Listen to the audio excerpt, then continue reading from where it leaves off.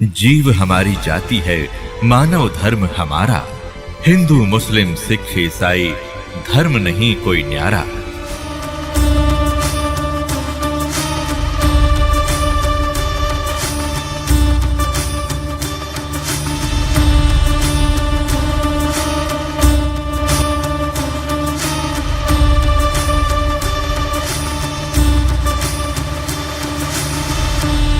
पुण्यात्माओं, आप जी ने अपनी आंखों पढ़ा मुसलमानों का ही लिखा हुआ हजरत मोहम्मद जी की जीवनी का इतिहास।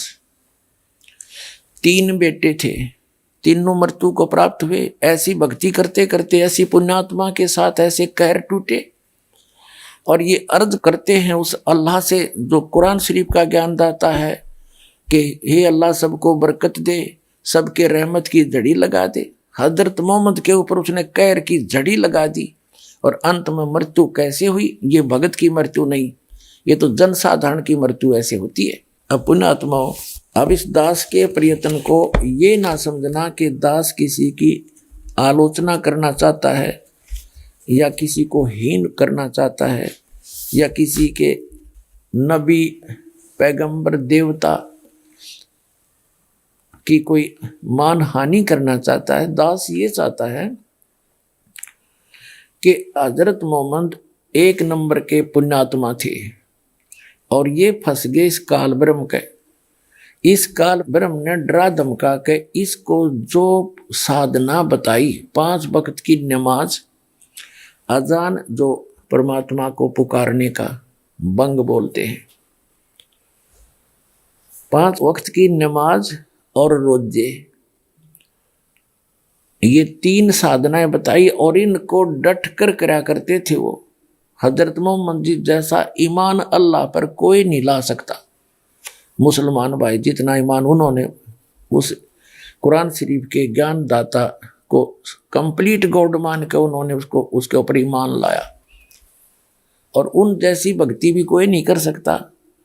उसके इतनी साधना करने के बाद हजरत मोहम्मद जी को उसकी भक्ति का क्या बेनिफिट हुआ? एक तरफ तो कुरान शरीफ में कहा है कि वो अल्लाह ताला, अल्लाह अकबर बड़ा मेहरबान है, बड़ा दयालु है, रहमत करता है, पापों को नाश करता है। वो बिल्कुल सही बोला है, वो तो सही है, वो तो ऐसा ही है। लेकिन हजरत मोहम्मद जी को उनकी रहमत नहीं मिली,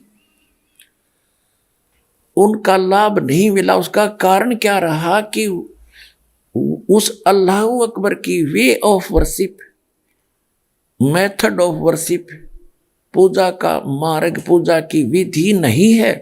सूरत फुरकानी 25 आयत नंबर 52 से 59 में स्पष्ट कर दिया कुरान शरीफ के ज्ञानदाता ने कि वो अल्लाह अकबर तो वो है जिसने 6 दिन में सृष्टि रची, 7वें दिन तख्त पर जा बैठा, वो है क्रिएटर। और उसकी खबर कुरान शरीफ का ज्ञानदाता नहीं जानता, वो कुरान शरीफ में नहीं है जो ज्ञान उसने बताया हजरत मोहम्मद को जबरील देवता के माध्यम से। उसने अपने सतर की विधि बताई है कि मेरे सतर की ये साधना है और इसकी साधना से पाप नाश नहीं हो सकते, जो कर्म में वही मिलेगा आपको, उसमें कोई परिवर्तन नहीं हो सकता। और यही गीता ज्ञानदाता 8वें अध्याय के 13वें श्लोक में कहता है कि मेरा जो मंत्र है ओम इति एकाक्षरम ब्रह्म व्यवहारण माम अनुस्मरण ये प्रयाति तजन देहम सयाति परमाम गतिम, कि मेरे सतर का, मेरी पूजा का केवल एक ओम अक्षर है, नथिंग एल्स। इसका अंतिम सांस तक जो भक्ति करता हुआ शरीर छोड़कर जाएगा वो ब्रह्म से मिलने वाली परम गति प्राप्त होगी। और ब्रह्म से मिलने वाली परम गति कौन सी है? ब्रह्मलोक। 8वें अध्याय के 16वें श्लोक में कहा कि ब्रह्मलोक में गए हुए प्राणी भी पुनरावृत्ति में है, उनका भी जन्म मृत्यु होता। फिर गीता ज्ञानदाता ने 8वें अध्याय के 5 और 7 में तो अपने विषय की साधना बताई कि मेरी भक्ति करेगा मुझे प्राप्त होगा, ब्रह्मलोक में आ जाएगा, लेकिन जन्म मृत्यु तेरी भी रहेगी मेरी भी रहेगी, मोक्ष नहीं हो सकता। और जैसा कर्म करेगा वैसा फल भी मिलता रहेगा। लेकिन 8वें अध्याय के प्रथम मंत्र में अर्जुन ने पूछा कि किम तत् ब्रह्म, उसका उत्तर दिया 8वें अध्याय के 3रे श्लोक में गीता में कि वो परम अक्षर ब्रह्म है। तो 8वें अध्याय के 5 से 7 तक तो अपनी विधि बताता, गीता ज्ञान दाता, और उसके विषय में इसने बता दिया जन्म मृत्यु तेरी भी रहेगी मेरी भी रहेगी, यहां शांति हो नहीं सकती, युद्ध तो करना ही पड़ेगा। और युद्ध करना तो वहां शांति कहा। इसलिए 18वें अध्याय के 66वें श्लोक में कहा कि तू सर्वभाव से उस परमेश्वर की शरण में जा, उसकी कृपा से तू परम शांति को और सनातन परम धाम को प्राप्त होगा। मेरी शरण में रहेगा तो शांति नहीं हो सकती। या तो आपने दुख है भाग में तो दुख भी भोगने पड़ेंगे, और सुख है तो तेरे भाग का सुख भी मिलेगा। उसके लिए ऑप्शन छोड़ दिया है कि तत्वदर्शी संतों को पूछ, मैं नहीं जानता उसकी भक्ति विधि। 17वें अध्याय के 23वें श्लोक में गीता ज्ञानदाता ने उस परम अक्षर ब्रह्म सच्चिदानंद घन ब्रह्म, ब्रह्म ने माने सच्चिदानंद घन ब्रह्म की भक्ति का संकेत किया है कि उसके 3 मंत्र का जाप है। ओम तो सार्वजनिक कर दिया, वो तो उसका है ही, और तत् और सत वो सांकेतिक छोड़ दिए, उसको तत्वदर्शी संत बताएगा। तो वो दोनों कोड वर्ड जो हैं वो दास के पास है, वो कंप्लीट कोर्स है। तो उसकी भक्ति 8वें अध्याय के 8, 9, 10 श्लोक में बताया कि सच्चिदानंद घन ब्रह्म की भक्ति करेगा तो उसको प्राप्त होगा।